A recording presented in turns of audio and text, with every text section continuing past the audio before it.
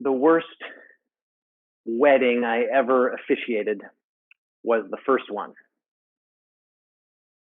First mistake, arriving 2 hours before the ceremony. That's too long to wait around feeling nervous. Mistake 2, asking my not yet wife, Brooke, to come as my date. As an introvert, attending a wedding where she only knows the officiant was tortuous. Any introverts relate to that? Mistake number 3, saying yes to the couple's invitation to stay for the reception. What I've learned is that most couples invite the officiant to be polite, but don't really want a religious person around when the partying really gets going. They seated us at one table until we got bumped to another by late arriving guests. Then we got bumped again, but this time to a folding table in an adjacent room with the wedding coordinator. 20 minutes later, we decided it was time to go. And I made my 4th and most grievous mistake. I found the groom, congratulated him, and thanked him for inviting us to the reception. He thanked me for the lovely ceremony, then told me that in the morning he and his new bride would be going on their honeymoon, fly fishing in the Seychelles. Then I went and found the bride. Congratulations. Thank you so much for inviting us to the reception. I hope you have a wonderful time in the Seychelles. Wait, she said. What? Good night, I said, waving as Brooke and I left the party. Like I said, worst wedding ever. Headline, officiant ruins honeymoon surprise. Near the end of the Gospel of Matthew, in chapter 25, Jesus tells a story about a wedding. 10 bridesmaids are waiting for a newly married couple to return to the groom's father's house. No, they're not dressed in powder blue chiffon, but they are dressed in their finest. Not the coarse cloth of every day, but smooth fabric with that ornate hem. Their hair is expertly contained under a simple yet elegant cloth covering. A shiny bracelet on their wrists, a bit of color to their face. They are, you could say, dressed to impress. Because these young women are there not only to provide hospitality to the couple, and not only to participate in the wedding banquet to come, they are there to position themselves to become the next bride. Upon arrival of the bridegroom and his new wife, a crowd of guests will follow, including many possible mates. It was in the interest of these young women to look their best and act their best and to outshine their competitors, who are, of course, the other bridesmaids. But there is a delay. The couple do not arrive when expected. No word has come of their whereabouts. Night is falling, so they trim their lamps and light them for safety and orientation in those pre-electricity days. When I was in high school, some of my friends and I loved exploring limestone caves near Santa Cruz. To this day, I shudder to think what would have happened if our flashlights had completely given out while we were crawling deep in the earth.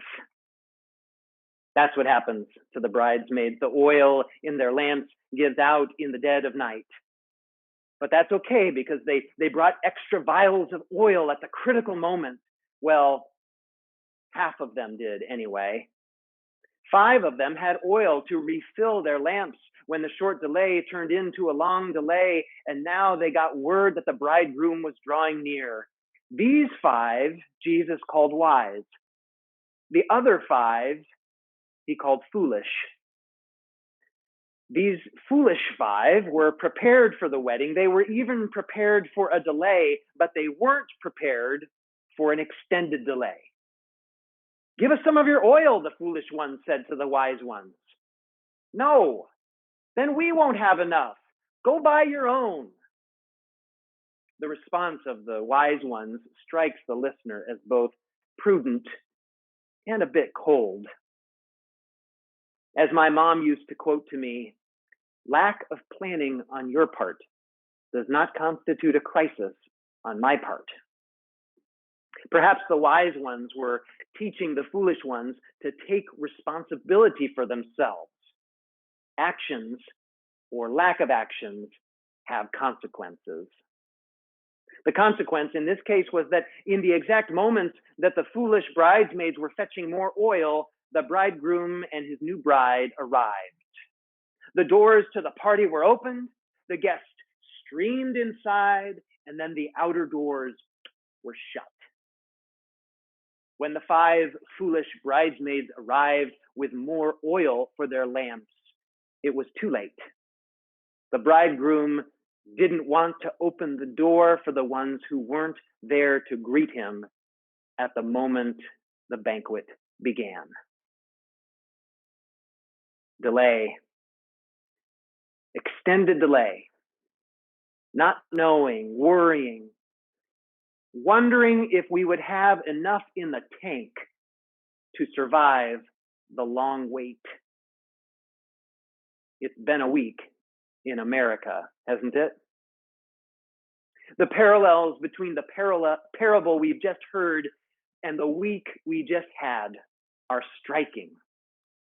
I admit that I was among those who hoped for and even expected a swift resolution to the election. But there was a delay, and not just a brief delay, an extended delay. It seemed to go on forever, disrupting sleep and testing patience. The delay we've experienced signals something. It signals that approximately half of Americans are experiencing profound defeat and all of the emotions that come with it. The bridesmaids were divided 50-50, and so are we. The bridesmaids were pitted against each other competitively for the affections of a powerful man, and so are we. The bridesmaids were depending on a limited resource to get them through the night, locked in the greedy and suspicious calculus of a zero-sum game, and so are we.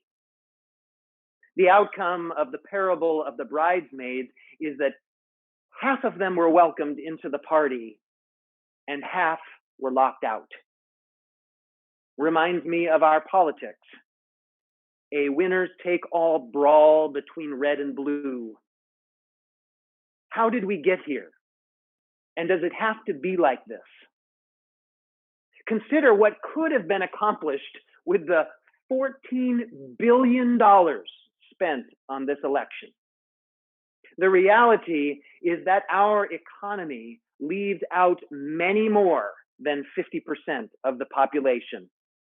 Our laws continue to cause disproportionate suffering and uncertainty among the poor, people of color, queer people, immigrants, women, children, people with mental illness, people with disabilities.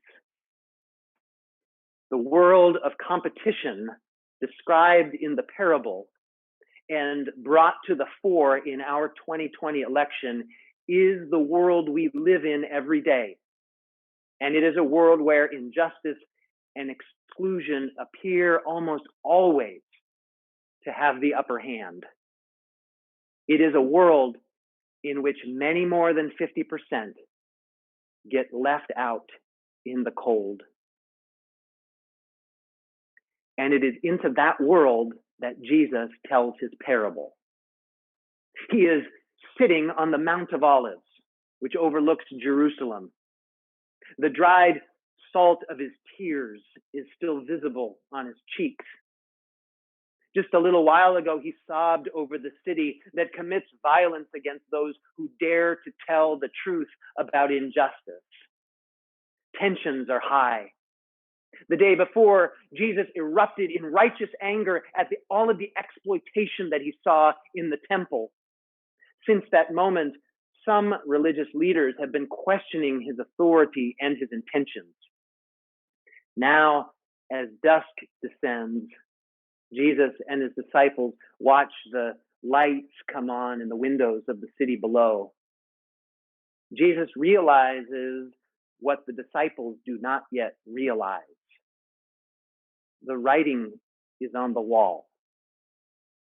For the sake of God's love, Jesus will have to put his body on the line. He will have to suffer and die, to empty himself for the sake of the world, to submit to death so that God can defeat it, to be laid in a dark tomb until daybreak on Sunday morning. Looking at his disciples and loving them, Jesus wants to prepare them for what is to come. Not only the fear and grief of the coming days, not only the shock of hope that comes with resurrection, but the long, slow delay that marks the time between the first advent of Christ at his birth and the second advent of Christ when he returns to make all things new. Wanting to teach his disciples how to wait together well, Jesus tells them this parable of the bridesmaids.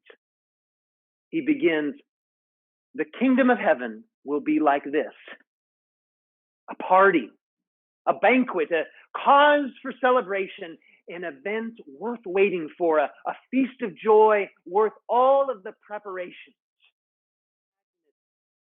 Food that delights, music that enthralls, a new community formed beyond the old divisions.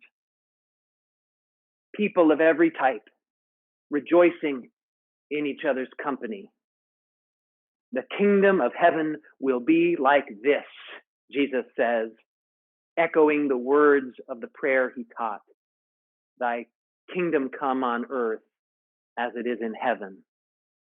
God is preparing this extravagant party against the backdrop of a world in which we remain divided, competitive, and mostly unprepared for the possibility of anything really new. Jesus tells his disciples this parable in order to prepare them for what is coming, for his grotesque death on the cross, for the Saturday of sorrow, for Sunday morning full of questions and appearances, for 40 days of resurrection presence, for the sending of the Spirit, sometimes known as the Comforter, and for the long days and weeks and months and years and centuries and millennia of the church. He's preparing them for the delay. He's strengthening their resolve. He's stirring their imaginations. He's warning them against complacency. He's tantalizing them with a promise of a party to end all parties. He's showing them what it means to wait with expectant hope. He's describing what it looks like to wait together well.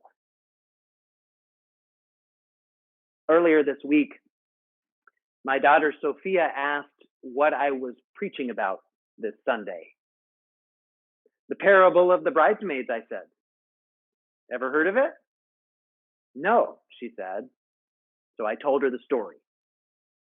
"That's mean," she said, when she learned that the bridegroom wouldn't let the 5 foolish bridesmaids into the party.